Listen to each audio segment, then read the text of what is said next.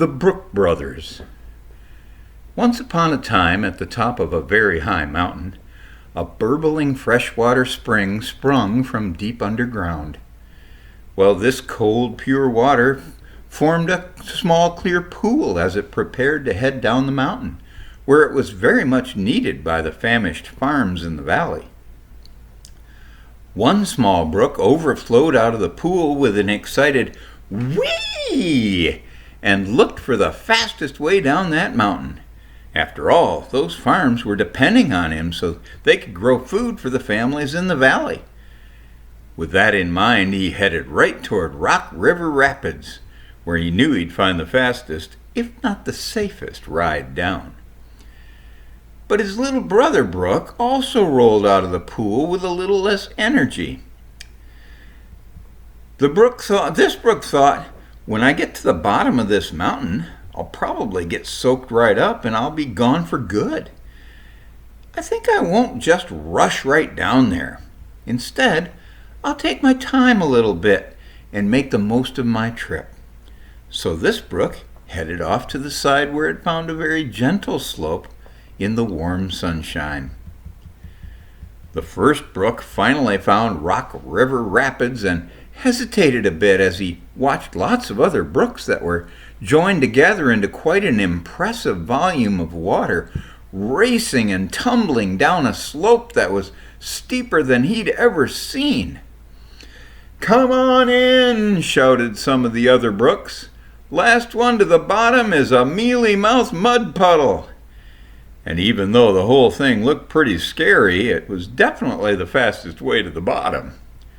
So the little brook closed his eyes tight and poured right in.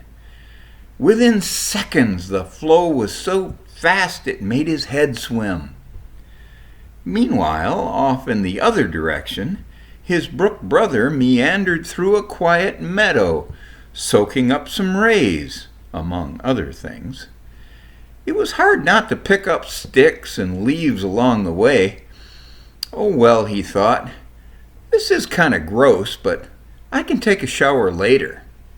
Besides, I like looking a little camo, he thought to himself, and rolled on in relative relaxation. Rock River Rapids was a thrill-a-minute ride for our first little brook. He got to know many of the other brooks as they mashed, rashed, and crashed down the mountain together. Sometimes they'd just pick up junk like sticks and leaves and other stuff, but then they'd hit some rocks and the junk would get knocked loose and get left behind, so the water that hurtled down the mountain stayed pure and clean. The rocks did kind of hurt, but it was great not to have to carry any junk along the way, so it was worth it.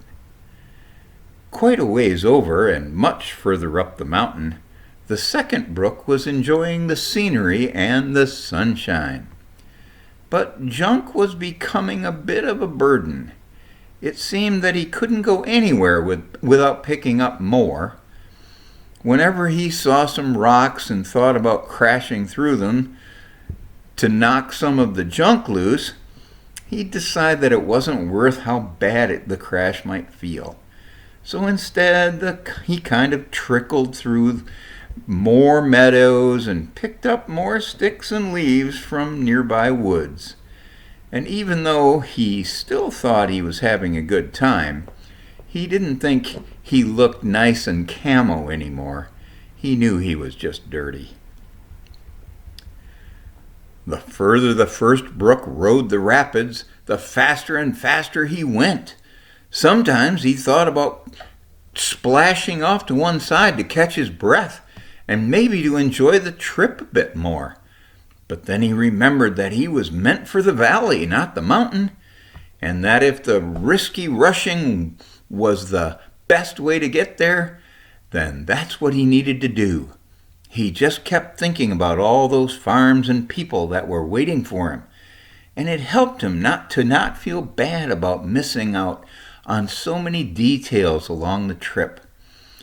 So he put his head down and cried, "Geronimo!" as he threw himself off yet another waterfall. Then, rather suddenly, it seemed, the brook splashed into a beautiful clear pool at the base of the mountain. As he swirled in the current, he laughed and slapped waves with all the other brooks that ended up in that same pool.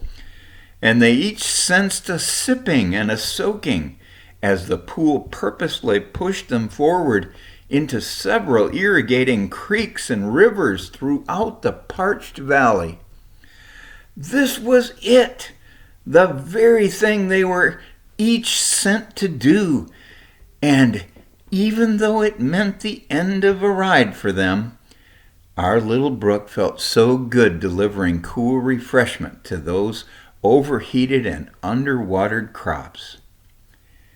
In the meantime, lost somewhere in one of the countless meadows on the mountain, our lazy brook brother yawned its way to a complete stop.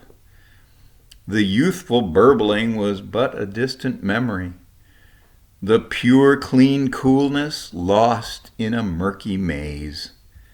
His desire to enjoy his trip down the mountain resulted in him never reaching the thirsty crops for which he was intended, and looking back, he couldn't really remember actually enjoying that enjoyment.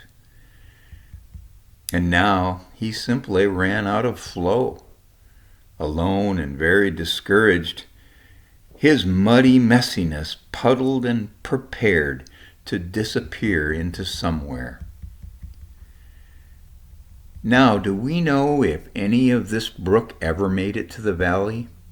We sure hope so, but we do know that his noble purpose was all but forgotten because he picked a path that promised peace, comfort, and eventual purpose, but failed to deliver on any accounts.